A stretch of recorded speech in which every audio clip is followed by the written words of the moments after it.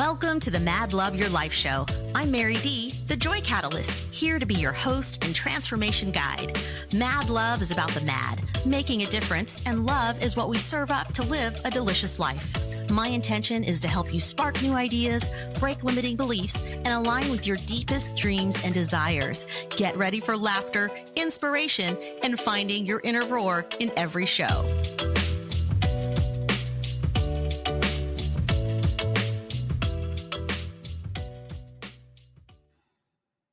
Hi, everyone. Welcome back to the show. It's so beautiful to be here live with you today.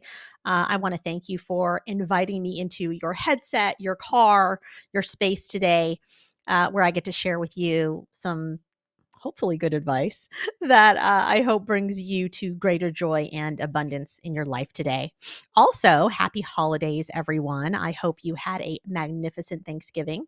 I certainly did. I had Thanksgiving with my parents and cousins in Texas the Sunday prior to Thanksgiving. And then I had a Friendsgiving with my family, which is my nickname for friends who are chosen family, on actual Thanksgiving Day in San Diego. And I always find it interesting to see how people celebrate, right? With my parents, it's predictable. We pray, we eat, and then my parents fall asleep watching the football game. Predictable. It happens every time. Whereas with my family, we do a gratitude circle, we eat, and then we play games. And we are a very competitive bunch. If you have not seen the paper bag game that was going around on Instagram, well, go ahead and search it because this game is actually pretty hilarious. You will laugh the whole time. Everyone will. You basically place a paper bag on the ground. Both your feet must be on the ground. You pick it up with your mouth, and then once you've picked it up with your mouth, you can then use your hands to tear off whatever your mouth touched. And so what happens is eventually the bag gets shorter and shorter and shorter. And it was down to me and my best friend's daughter. And as I went to do a long sort of, I don't know, little eagle stretch with my legs to get down close to the ground, all I hear is this pop. And I feel this pop in the back of my thigh, and my leg was on fire for a solid half an hour. We iced it, elevated it, and then I got to go home on crutches. So why did we have crutches in the garage in the first place? Well, it's because of things like this. And to make matters worse, I didn't even get a chance to win the game. So second place and a pulled, I don't know, hamstring or something to that effect. I've been resting this injury. And after we wrap here, I'm headed to the orthopedist to get it checked out and make sure that it's nothing serious. Certain movements I can't quite do yet, but I'm working on it slowly but surely. I'm getting fixed up. It's just frustrating when you're used to so much physical activity and then you don't get to have as much. And I know some of you can relate to that. So deepest sympathies because I'm feeling that right now. So holidays, back to the holidays. Y'all, I know holidays can bring up a lot of different feelings and a lot of things for many people. And right now, I personally am full of holiday cheer. Our neighborhood really lights it up for Christmas. So we and I drove through the neighborhood on our way home from the gym last night. And if you've never looked at Christmas lights with your pet, particularly your dog, at least I could speak to the dog, y'all are missing out because she had her head out the window the entire time. She was just as mesmerized by the lights as I was. And we will probably do that drive at least 10 more times before the end of the year. And I never get tired of it. And I don't think she does either. I really love the holidays because it represents lots of things. And one of those things is the closing of a year. And it's the closing of the chapter of our lives labeled 2024. And this was not my most challenging year, thank God. However, it was still a challenging year. And I know that I'm not alone in that feeling. I've heard from many of you that this has been one of the most difficult years of your life. I've heard from other business owners that every election year is really tough on them. And I know that many are hopeful to see positive changes with the shift in politics. And we will just have to wait and see if any of that is true. I like to think so, but time will tell. I'm also reminded that anytime we go through seasons of our lives that have ups and downs, sometimes those seasons, they can seem like they're lasting a really long time, right? And when we are going through these long seasons, they do tend to stretch us. We stretch because it's uncomfortable and it can be ugly. It brings up a lot of those emotions and maybe triggers and activations and all of the movement in our body of this energy. It sends our nervous system into berserk mode. And if you're a person of faith, then it can be a time when you either decide to really lean in and activate that faith, or it can possibly be a season where your faith is really challenged. And I believe that it's in these seasons that there's a bigger opportunity that is sometimes hard for us to see in the moment. But if we will take a second to zoom out and see the big picture, or if we could imagine that we're looking into a crystal ball that flashes forward in time, I believe that what we could see is that the resilience that these times bring us is something that helps us build our character. And it's something that can challenge our belief systems. And that may mean that there's going to be a paradigm shift for us. And because of the growth that happens in these moments, they end up becoming our moments of truth. And if we allow those circumstances to shape us into stronger and more capable people, then we are, in effect, strengthening our human potential. If we falter, then perhaps the lesson drags on or it stops for a season and then it shows back up. And that may be why some of you are experiencing repeating patterns of certain things like this. And this persistence is where the growth edge exists. I'm going to say that again. This is where the growth edge exists. So, I want to encourage you to look at the season of life that you're in right now. And if things are feeling challenging, could it be that you are on the cusp of growth, of expansion, of leveling up your consciousness, of higher awareness of who you are and what is actually happening versus the illusion of what you thought was happening. And I want you to think about the butterfly. Actually, I want you to think about the caterpillar because the caterpillar's reality is walking on leaves, eating those leaves, getting fatter, fatter, fatter, and then going into spin the little web. It's living its life on the ground. It's dodging birds. It's just living on a leaf, soaking up the sunshine. It probably wakes up every day and goes, I'm a sunbather. And that's my job. My job is to sunbathe and eat. Sunbathe and eat. And that's what the caterpillar does until one day that caterpillar is called, right? It's called into a season, and that season is a season of change. So it hops into that cocoon. It experiences the chrysalis, which is where it has its transformation inside. And everything that the caterpillar knew before is no longer serving that caterpillar. Would it serve that caterpillar when it emerges as a butterfly to still continue to sit on that leaf and sunbathe and eat and sunbathe and eat? No, it got wings. It gets to fly and pollinate and it gets to be beautiful. Like its identity has an opportunity to completely shift in this moment. And y'all, that's us too. We get to be caterpillars that go through a shift. It's up to you to recognize that the shift is happening or the shift is available. And you can step into that cocoon so that you can emerge as that beautiful butterfly afterwards. So I want you to think about that and think about if you've been sitting on that leaf for too long, or did you go through a great growth change and shift, but you forgot to fly? You're still hanging out on that leaf like you're a caterpillar. In business, I've seen a lot of companies go through the startup phase to the growth phase. And because I've been around for both, I get to see the full picture.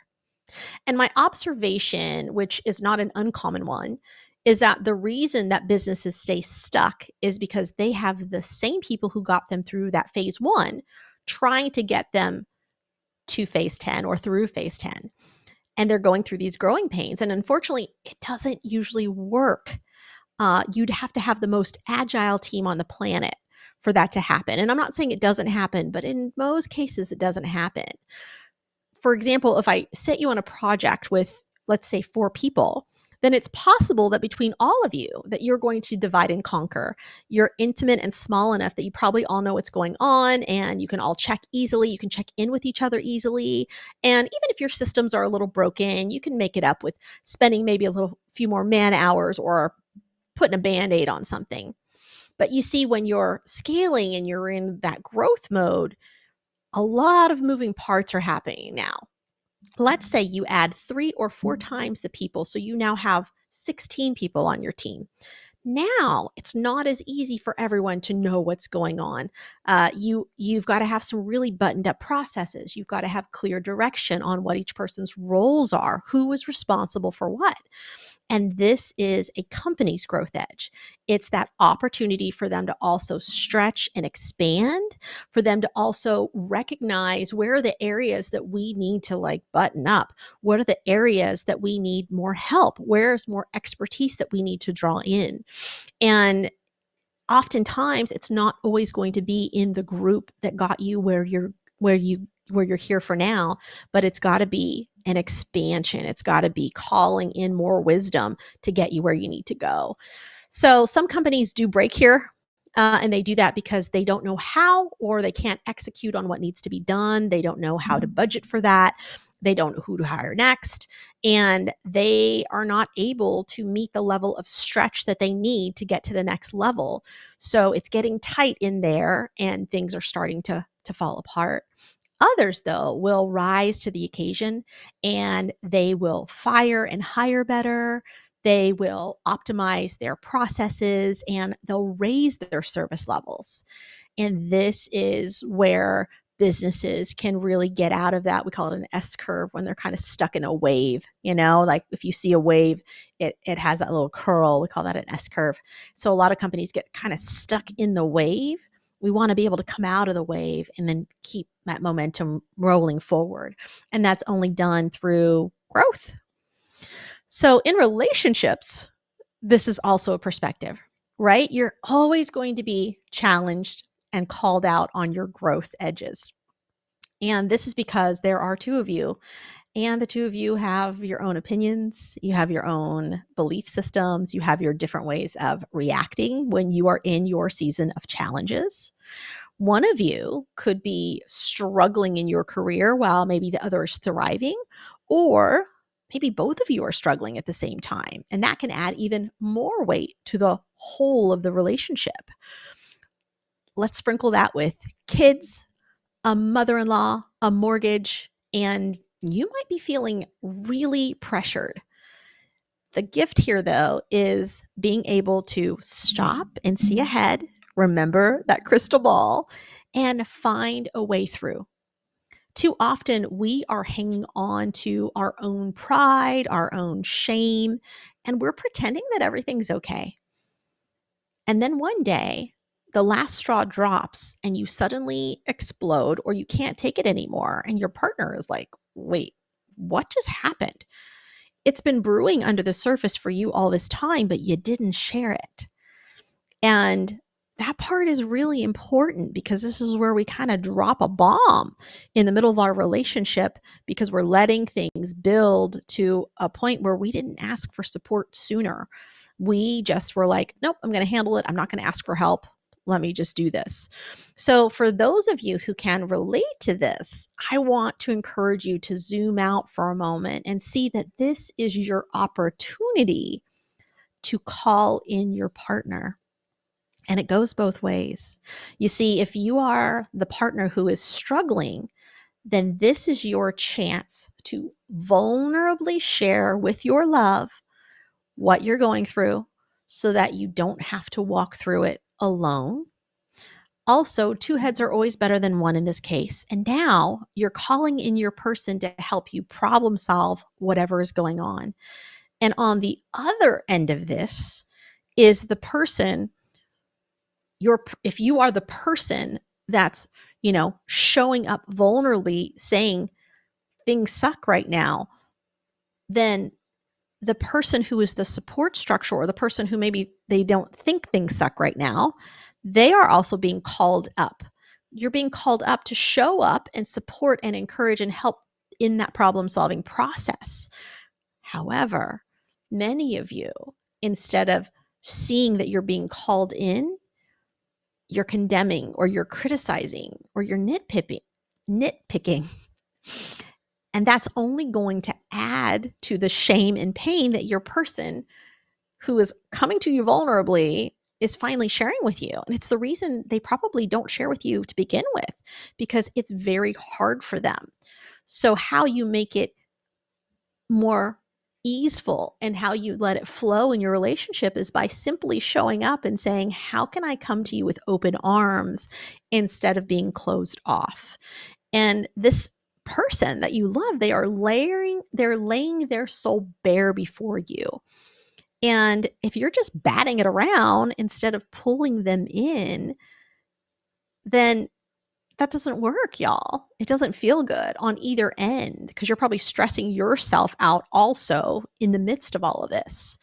So remember that if you can't change what has already happened, and even if you believe it's their fault, it's their lack of planning, whatever, then remember that also beating them over the head when they're down, it's not going to create any bridges between the two of you. It's not going to make things better.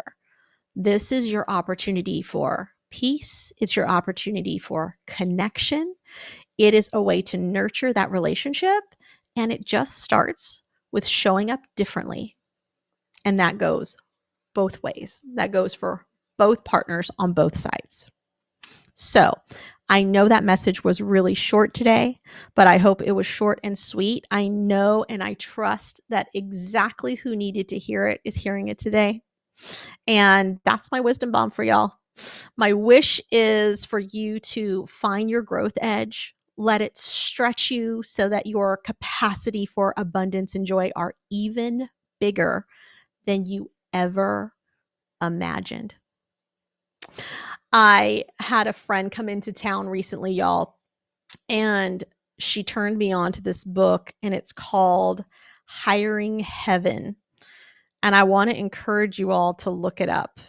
It is actually available if you do the Libby Library app. You can, at least I could find it on my libraries. I have a Texas and a California library card, and the book is something that will shift for you.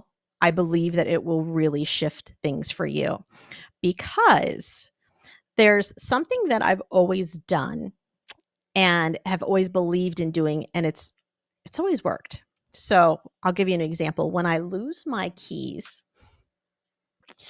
or I misplace my keys rather, or something like my keys, there's times where I will run around, retrace my steps, and just can't find them. But I find that the moment I stop and I call on heaven to help me find these lost keys, they always show up. And it's the same with parking spaces. And I realized that there are times where I do this, but it's in very specific situations.